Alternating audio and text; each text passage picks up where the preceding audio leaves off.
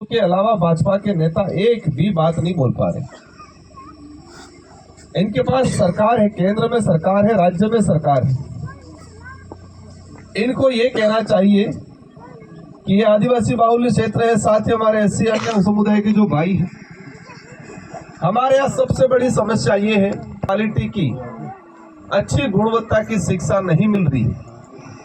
School है लेकिन teacher नहीं है, टीचर है तो कमरा नहीं है। ये व्यवस्था कराएंगे, ये बोलना चाहिए भाजपा वालों।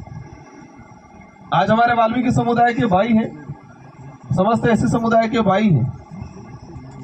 इनके भाजपा के दिमाग में एक ही बात है कि हम चुनाव में इनको दारू और पैसा थोड़ा थोड़ा दे देंगे, ये वोट आ जाएंगे। लेकिन ये आके नहीं कह रही है कि इस इलाके में हमारे एससी समुदाय वाल्मीकि भाई हैं, इनके लिए छात्रावास खोलेंगे, इनके बच्चों को पढ़ाएंगे। ये बात नहीं कर रहा। आपके जमीन का मकान का पट्टा नहीं है तो पट्टा दिलाएंगे, ये बात नहीं कर रहे। आपके बच्चों को अच्छी शिक्षा दिलाएंगे, आपके बीमा कराएंगे, आप बीमार हो जाते हो तो फ्री में सारी की सारी दवाई कराएंगे, ये बात नहीं बोल रहे ये। आपके संवैधानिक हक अधिकार की बात नहीं बोल रहे। बस एक उस एक तो झूठ प्रचारित करे, राजकुमार गौ बंद कराड़े, राजकुमार हेती योजना बंद कराड़े, अनिल भाई जीती गयो तुम्हारे पेंशन हेती बंद थी जाएगा।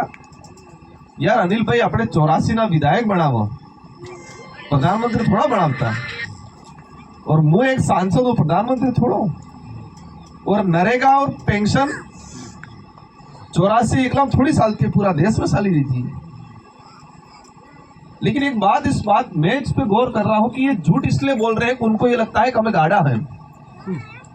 अपनी कार्य भी किने झूठ बोला तो मोरे वालों अपने गाड़ू लागे थे और बेवकूफ बनाने बात करे आदमी। और खबर है नहीं, मोरे वालों आदमी समझदार है, जागरूक है, तेरे बेवकूफ बनाने बात नहीं करेगा। आज जिस तरह से भाजपा के नेता भाषण दे रहे हैं, इससे सिद्ध ये हो रहा है कि ये लोग हमको गाड़ा हमसे, लेकिन उन्हें खबर नहीं है। बेफराज झटको आल जो ते समझ में नहीं। अब जी इस बार जोरदार फटको आल दी वो है ते कार्य पासा भूली सी है। जितना है अपन जीतेंगे, आप सब साथ में हो दिल से, इसलिए।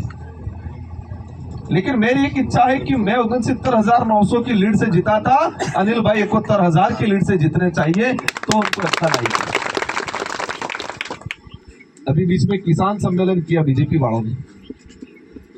क्या सम्मेलन किया? किसान सम्मेलन। किसान सम्मेलन में क्या किया? किसानों को कहा तुम्हारे कल्याण के लिए, किसानों के कल्याण के लिए भाजपा ये कर रही है, वो कर रही है, ऐसा भाषण दिया। हकीकत क्या है? आज हमारा आदमी खेतरों उर्वीन बैठा है, लेकिन बीज मळतो नहीं सटलू दूसरे मळे पर आमची बीज। मैं विधायक था, मैंने अतिरिक्त अलॉटमेंट दिलाया था उस समय, पिछली बार। ये बार कई जगह हर इलाका थे लेफ्ट से के आदमी अपना मानने बेबीन पासा आ गई। प्रत्येक घर पे जो आज गेहूं चने बीज आना चाहिए वो मिल रहा है। कई किसान सम्मेलन की 2 बार किसान सम्मेलन करके हमारे जो भाइयों को गुमराह कर रहे हैं। लेकिन आज जो गेहूं कंट्रोल में आज जो आना चाहिए था, चना आना चाहिए था, वो नहीं आ रहा है। आ भी रहा तो भी अच्छी क्वालिटी का नहीं दे रहे ये लोग, और कई किसानों बोलो कर।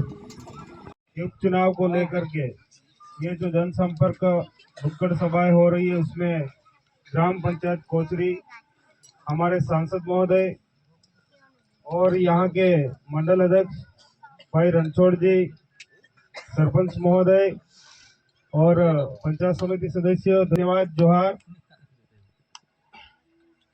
आप सबको पता ही है कि 13 तारीख को अपने चुनाव है, और उस चुनाव को लेकर के ये जो नुक्कड़ सभाएं चल रही है, उसके साथ साथ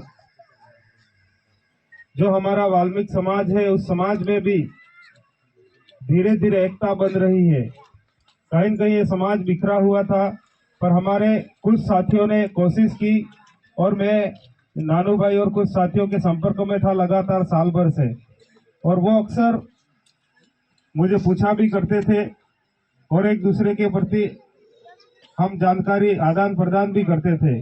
तो ये समाज की जो एकता बन रही है, उस एकता को कभी एक टूटने मत देना, और आने वाले समय में आप और हम सब मिलकर के इस क्षेत्र के लिए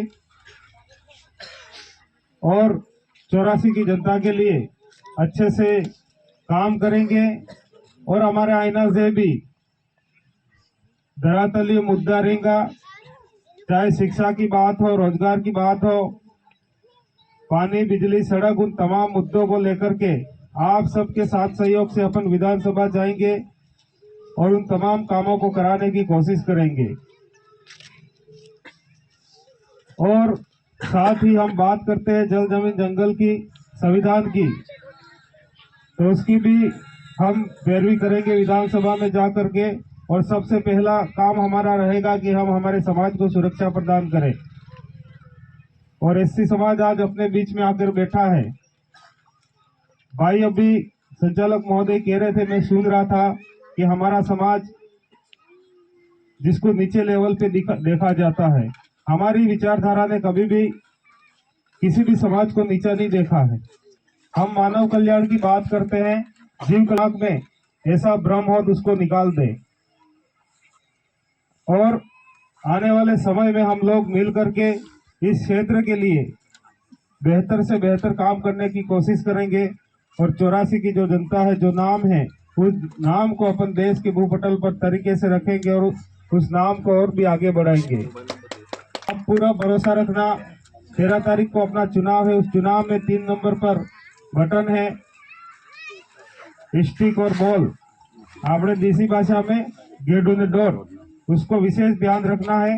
और करके हेलो दोस्तों, नमस्कार। मैं फुलशंकर डामोर आई ओपनिंग न्यूज़ में आपका स्वागत करते हैं। विधानसभा दक्षिणी राजस्थान के 84 विधानसभा यहाँ रोचक मुकाबले देखे जा रहे हैं। चुनाव जो है वो अंतिम चरण में है।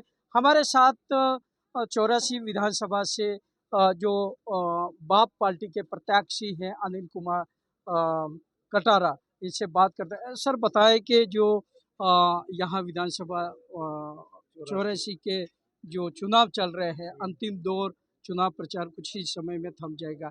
यहाँ का स्थानीय आप प्रत्याशी है, इस चुनाव में आप क्या विशेष मुद्दे पे लेके चल रहे हैं? विशेष मुद्दे तो हमारे मुख्य रूप से यहाँ का जो विशेष मुद्दा है शिक्षा है। शिक्षा को हम बेहतर तरीके से यहाँ के जो युवा हैं उनको अवसर देना चाहेंगे और जो भी सुविधाएं यहाँ पर नहीं है शिक्षा की, वो उपलब्ध कराने की कोशिश करेंगे। और साथ ही हमारे पानी की यहाँ काफ़ी समस्या, कडाना बैकवाटर का जो वर्क ऑर्डर रुका हुआ है उस पर हमको काम करना है। और थर्ड बात ये रहेगी कि हम हमारी जो मांग है बिल प्रदेश की, उस पर हम काम करें। और बिल प्रदेश के अंदर हमारी जो जितने भी मुद्दे हैं सारे मुद्दे समाहित हो रहे हैं। यहाँ जो सबसे बड़ा मुद्दा देखा जाता है पलायन का, बेरोजगारी का, तो अगर आप विधायक बनते हैं, आपके सांसद भी हैं यहाँ बाप पार्टी के, तो यहाँ स्थानीय लोगों के रोजगार के लिए आप क्या करेंगे? देखो, हम ये बात सच है कि हमारे यहाँ के लोग पलायन कर रहे हैं, मजदूरी के लिए गुजरात जा रहे हैं। और वहाँ पर जाने के बाद वहाँ पर कई सारी घटनाएं भी होती हैं। 70 सालों में पहली बार ऐसा हुआ कि किसी पार्टी ने वहाँ जा कर के बार बार वहाँ जा कर के वहाँ के हमारे जो लोग हैं उनके हालातों को देखा, किस तरीके के वो काम कर रहे हैं उनको देखा।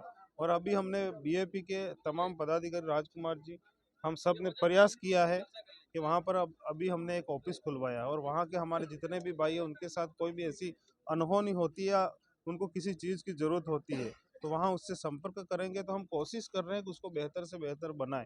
और हमारे जो भाई पलायन करके वहाँ मजदूरी कर रहे हैं उनको किसी भी प्रकार की तकलीफ नहीं हो। और इस क्षेत्र में कोशिश करेंगे कि हम रोजगार के अवसर उपलब्ध कराएं ताकि हमारा जो पलायन हो रहा है वो हम पूरा तो नहीं रोक पाएंगे पर कुछ हद तक हम रोक लेंगे। अंत में, क्योंकि आपका समय को देखते हुए हम चाहेंगे जो आपको जनता देख रही है, आपका मतदाता देख रहा है, उनको क्या संदेश देना चाहिए?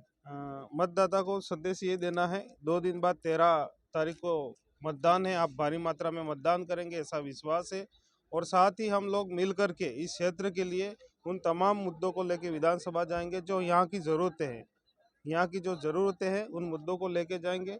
मैंने पहले भी कहा, हम शिक्षा, रोजगार, बेरोजगारी पे काम करेंगे, यहाँ के लिए पानी के लिए काम करेंगे। और हमारे जो मूल जो बात है, हक अधिकारों की जो हम बात कर रहे हैं, जल जमीन जंगल की हम बात कर रहे हैं, संविधान की बात कर रहे हैं, उन तमाम चीज़ों को लेकर के, उन तमाम मुद्दों को लेके विधानसभा जाना है और वहाँ के भूपटल पे जाके हमको रखना है और तरीके से वहाँ से काम भी करवाना है। तो ये थे हमारे साथ 84 विधानसभा उपचुनाव के प्रत्याशी अनिल कुमार कटारा, मैं फुलशंकर डामोर, आई ओपनिंग न्यूज़ के लिए मेरे सहयोगी खीमाराम भील के साथ।